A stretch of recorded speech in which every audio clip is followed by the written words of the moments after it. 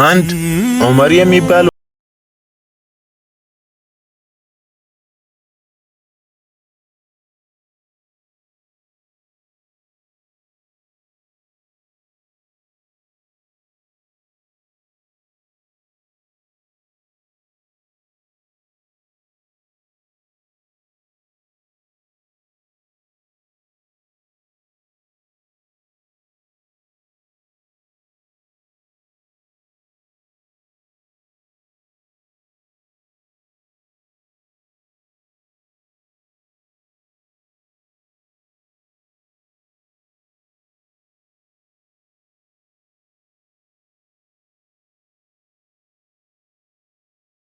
የአባቱን እምነት እንዳገኘች ሁሉም ነገር ተቀየረ።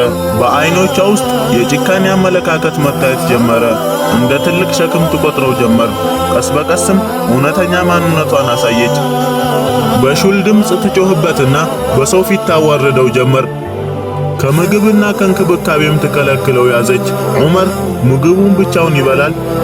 ብቸኝነትና ድክመት እየተሰማው ልቡ ይሰበር ነበር። አባቱ ግን ይህንን አይም ነበር።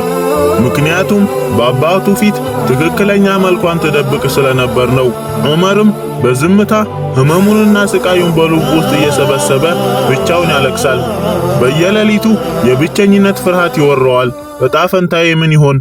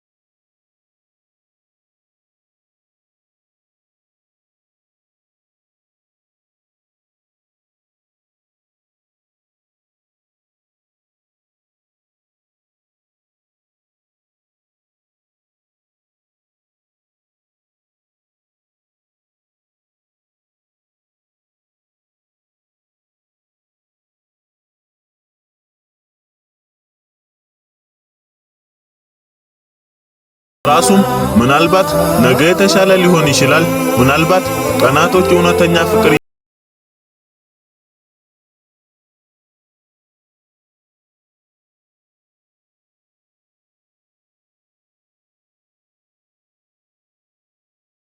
በጣም ጨለማ ነበር። ከዋክብትም አይታዩም። ዑመር ክፍሉ ውስጥ ተኝቷል። በዚያን ጊዜ አባቱ በህመም ምክንያት ከቤት ውጭ ለረጅም ጊዜ ቆይቶ ነበር። የዚያን ቀን በሴትየዋ ልብ ውስጥ አንድ አስፈሪ ሐሳብ ተፈጠረ። በጨረቃ ብርሃን እየተመለከተችው ዝምታውንና ፍርሃቱን አስተዋለች። ለራሷም እንዲህ አለች፣ ጊዜው አሁን ነው። ዑመር በድካም እንቅልፍ ውስጥ እስኪገባ ድረስ ጠበቀችና በምሽቱ ወደ ክፍሉ ገብታ በውሸት ልስላሴ ቀሰቀሰችውና ከኔ ጋር በተወሰነ ጊዜ በእግር እንራመድ አለችው። ልጁ ይህች ሰዓት በፍቅርና በአክብሮት የተሞላች እንደምትሆን አስቦ በደስታ ተነስቶ እጇን ያዘ። ወደ ሌሊቱ ጨለማ ወጡ። መንገዱ ጸጥ ያለ ነበር። ከጥቂት ሰዓታት የእግር ጉዞ በኋላ ወንዝ ዳር ደረሱ። ልጁ ወደ ውሃው እየተመለከተ በሹክሹክታ ለምን እዚህ መጣን ሲል ጠየቃት። እሷም መልስ አልሰጠችውም። ልቧ በጭካኔ የታወረ ነበርና ድንገት ገፋችው። ዑመር ወደ ውሃው ወድቆ በጩኸት እርዳታ ለመለመን ሞከረ። ነገር ግን ውሃው በጣም ፈጣን ነበር። እሷም ዳርቻው ላይ በዝምታ እያየችው ወደ ቤቷ ተመለሰች። ነገር ግን እጣ ፈንታ ሌላ ዕቅድ ነበረው። በወንዙ አቅራቢያ የሚኖር አንድ ሽማግሌ አሳ በማጥመድ ላይ ሳለ የልጁን ጩኸት ሰማ። ወደ ውሃው ዘሎ ዑመርን አዳነው። ዑመር አይኖቹን ሲከፍት ከፊቱ አንድ እንግዳ አዛውንት ታየ። አትፍራ፣ አሁን ደህና ነህ አለው። ይህች ቅጽበት የዑመርን ሕይወት ለወጠችው። ሽማግሌው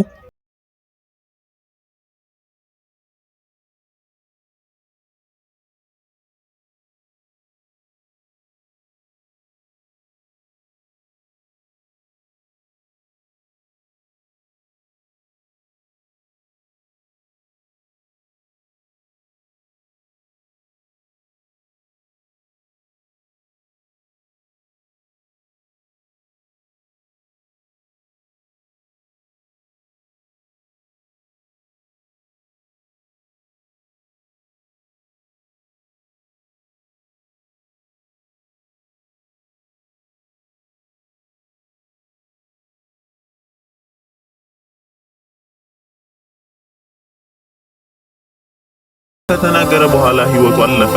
ዑመር ግን ያንን ምሽት አልረሳውም። ወደ መንደሩ ተመልሶ ወደ ቤቱ እንደደረሰ በሩን ሲያንኳኳ የአባቱ ሚስት ከፈተችለት። ስታየው ደነገጠች። አንተ ነህ አለችው። ዑመርም በእርጋታ አዎ እኔ ነኝ አላት። ሊበቀላት ወይም ሊጮህባት አስቦ ነበር፣ ነገር ግን አላደረገውም። በዚያን ጊዜ ልታስወግጅኝ ፈልገሽ ነበር አይደለ ሲል ጠየቃት። እሷም በለቅሶ ወደቀች። እሱ ግን አውፍ ብዬሻለሁ አላት።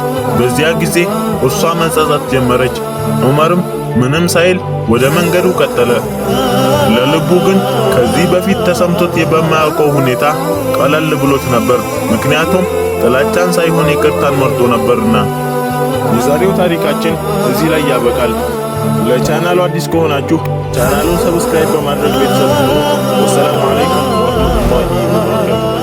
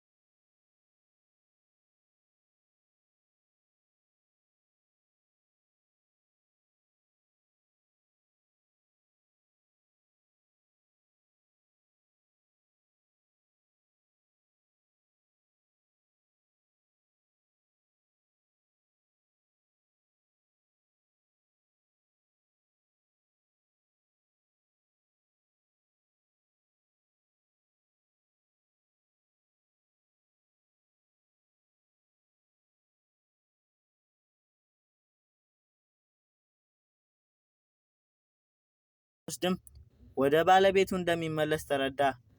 የዛሬው ታሪካችን እዚህ ላይ ያበቃል። ለቻናሉ አዲስ ከሆናችሁ ቻናሉን ሰብስክራይብ በማድረግ ቤተሰብ ይሁኑ። ወሰላሙ አለይኩም ወራህመቱላሂ ወበረካቱሁ።